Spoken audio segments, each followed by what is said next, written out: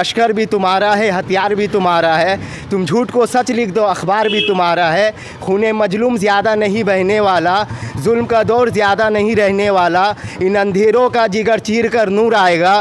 तुम हो फिरौन तो मूसा भी ज़रूर आएगा। जलते घर को देखने वालों, भूस का छप्पर आपका है। आग के पीछे तेज़ हवा, आगे मुकद्दर आपका है। उसके कत्ल पर मैं भी चुप था, मेरी बारी अब आई। मेरे कत्ल पर आप भी चुप हो, अगला नंबर आपका है। नाजिल कर ईसा को, अब भेज खुदा या मेहदी को।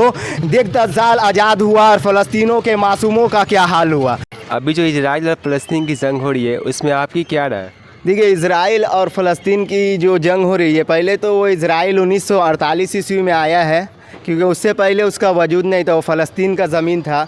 जब हम लोग के मुल्क में ब्रिटिश हुकूमत आई थी तो उस वक्त ने हम लोग ने बहुत सारी जंगें लड़ी। यहाँ तक कि अटल बिहारी वाजपेयी ने कहा था कि जब हम लोग अपने मुल्क में किसी दूसरे मुल्क का कब्ज़ा को बर्दाश्त नहीं कर सकते तो फ़लस्तीन और अरब जो है वो किस लिए इज़राइल को कबूल करे। 1948 में जो है इज़राइल ने ये ऐलान किया कि फ़लस्तीन की ज़मीन को अपना ज़मीन बनाया, जिसमें अमेरिका ने सबसे पहले उसका साथ दिया।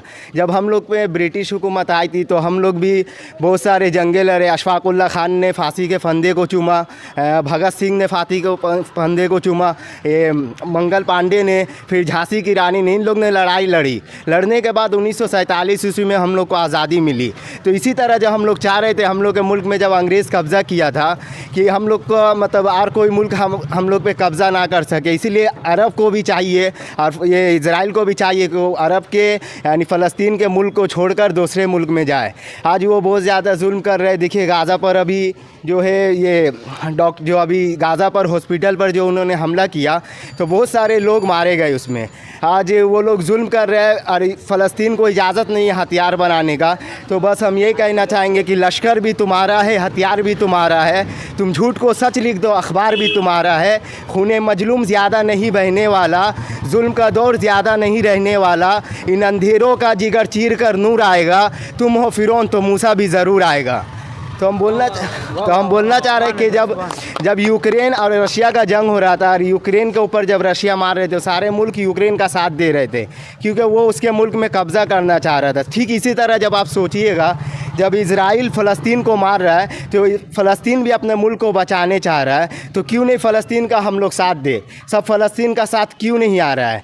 तो जो आज देख रहे हैं बहुत कोई ना सपोर्ट कर रहे हैं इज़राइल का, इसलिए कि चलो वो ना एक कौम को मार रहा है, एक फ़लस्तीन को मतलब मजलूमों को मार रहा है। तो हम बोलना चाहेंगे कि जलते घर को देखने वालों, भूस का छप्पर आपका है।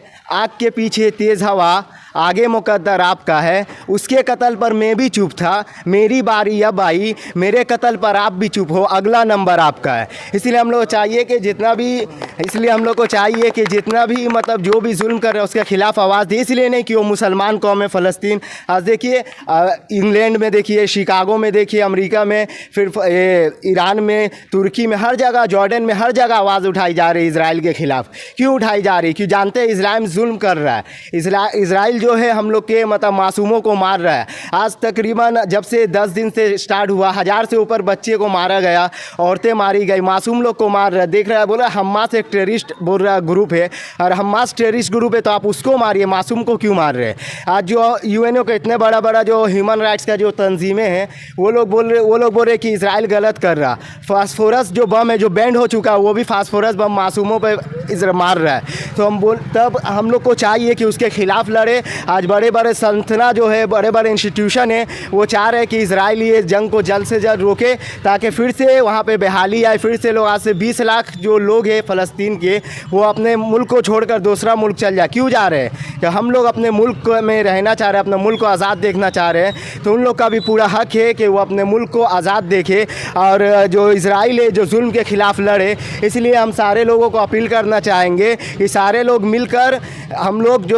मिलकर इजराइल के ख़िलाफ़ और फ़लस्तीन के सपोर्ट में बोले। मैं तो वो ये कहना चाहूँगा कि नाजिल कर ईसा को, अब भेज खुदा या नाजिल कर ईसा को, अब भेज खुदा या मेहदी को। नाजिल कर ईसा को, अब भेज खुदा या मेहदी को देख 10 साल आज़ाद हुआ और फ़लस्तीनों के मासूमों का क्या हाल हुआ।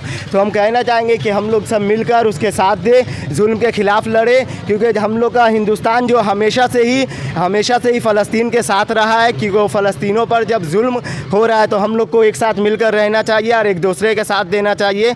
बस यही कहूँगा। जय हिंद। एक गलतफहमी पैदा की जा रही है। ये कहा जा रहा है जनता पार्टी की सरकार बन गई, वो अरबों का साथ नहीं देगी, इजराइल का साथ देगी। आदरणीय मुरारजी भाई इस स्थिति को स्पष्ट कर चुके हैं। गलतफहमी को दूर करने के लिए मैं कहना चाहता हूं कि हम हर एक प्रश्न को गुण और अवगुण के आधार पर देखेंगे,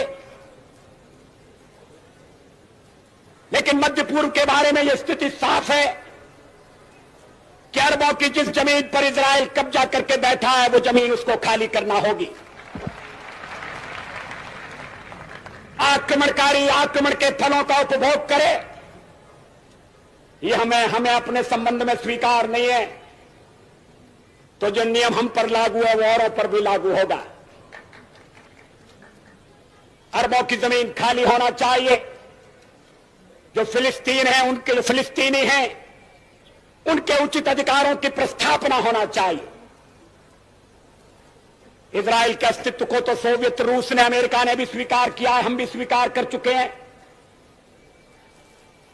मध्य पूर्व का एक ऐसा हल निकालना पड़ेगा जिसमें आक्रमण का परिमार्जन हो और स्थायी शांति का आधार बने।